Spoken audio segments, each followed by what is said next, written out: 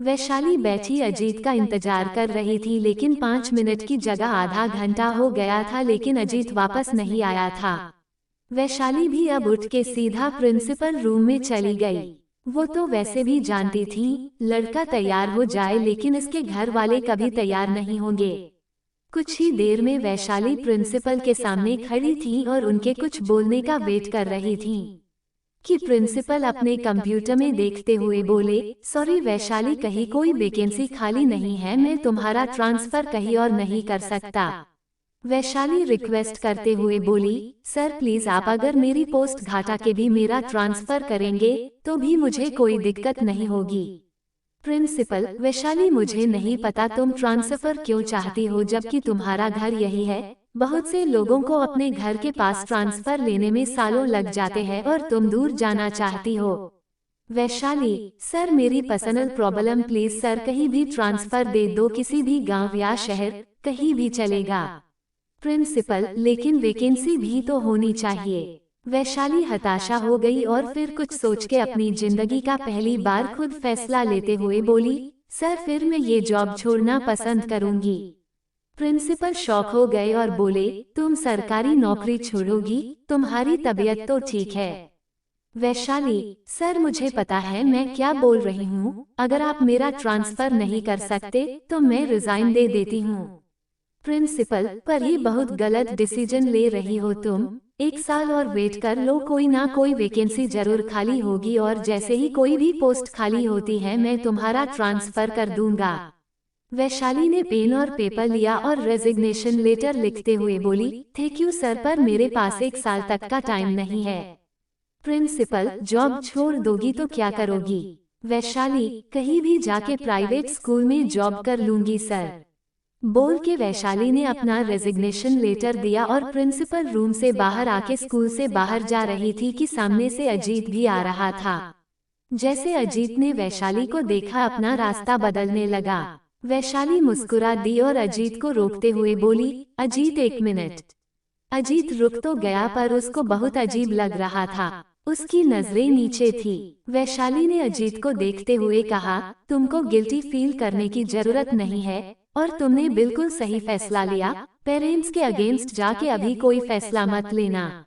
अजीत ने नजरें उठा के वैशाली को देखा तो वैशाली अपना हाथ आगे बढ़ाते हुए बोली, हम हमेशा अच्छे दोस्त रहेंगे। अजीत ने भी वैशाली से हाथ मिला लिया। वैशाली ने फिर उसको बाय किया और बाहर निकल गई।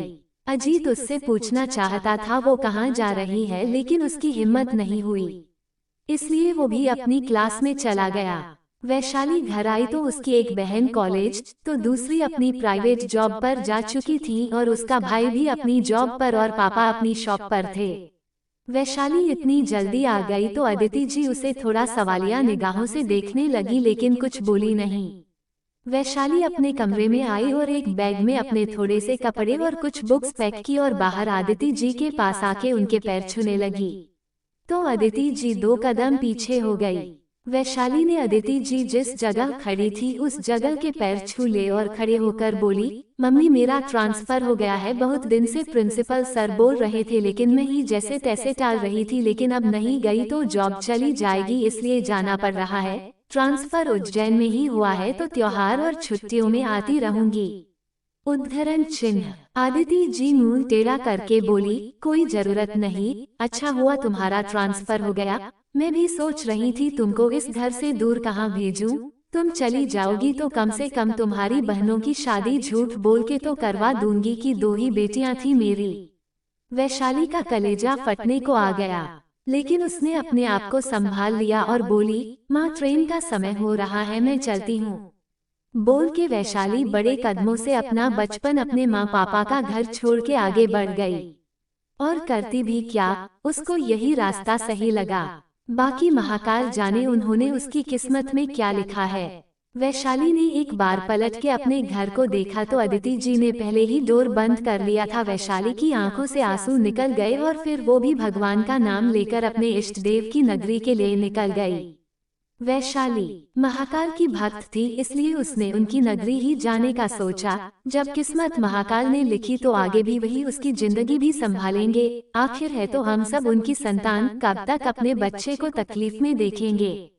वैशाली ट्रेन में बैठी थी। जैसे जैसे ट्रेन छूट रही थी वैसे वैसे उसके आंसू निकलने तेज हो रहे थे। उसको अपना घर, परिवार, अपना बचपन सब पीछे छूटता हुआ नजर आ रहा था। जल्द ही ट्रेन पटरी पर भागने लगी।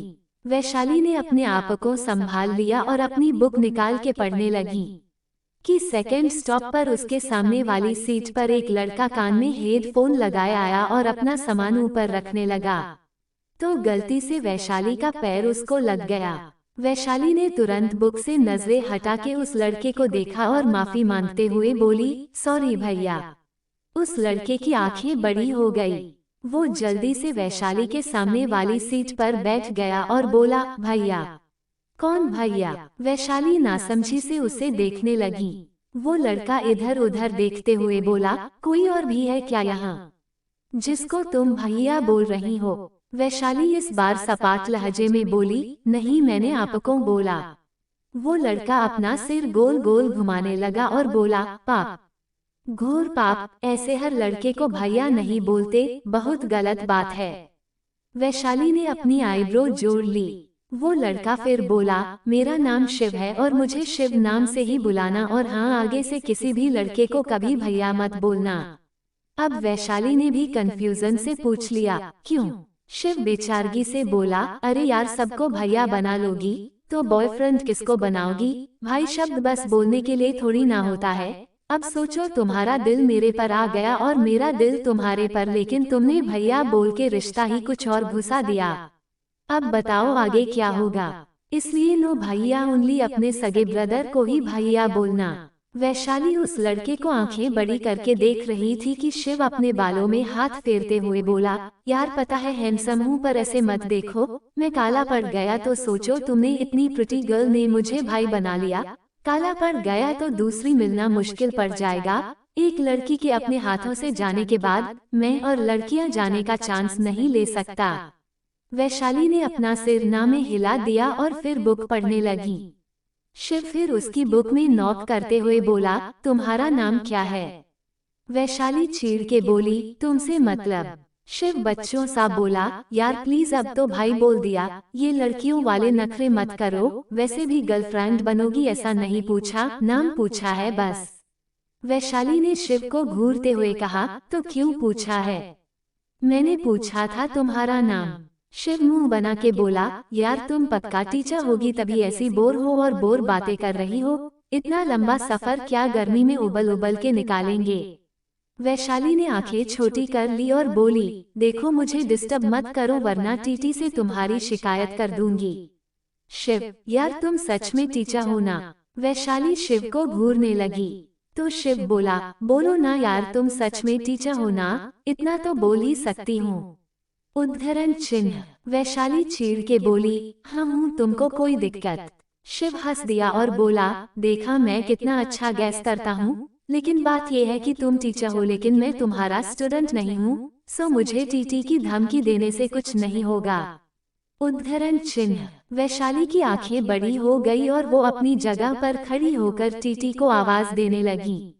तो शिव ने जल्दी से उसको पकड़ के बैठा दिया और शांत कराते हुए बोला, अरे मेरी टीचर बहना, काहे लंका लगा रही हो? इतने टाइम बाद घर जा रहा हूँ और तुम मुझे जेल भेजने की फिराक में हो।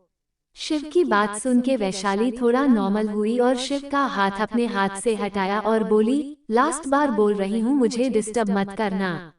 इस बार छोड़ रही हूँ, दोबारा नहीं छोड़ूंगी। शिव ने अपना सिर हिला दिया। वैशाली फिर अपनी बुक पढ़ने लगी।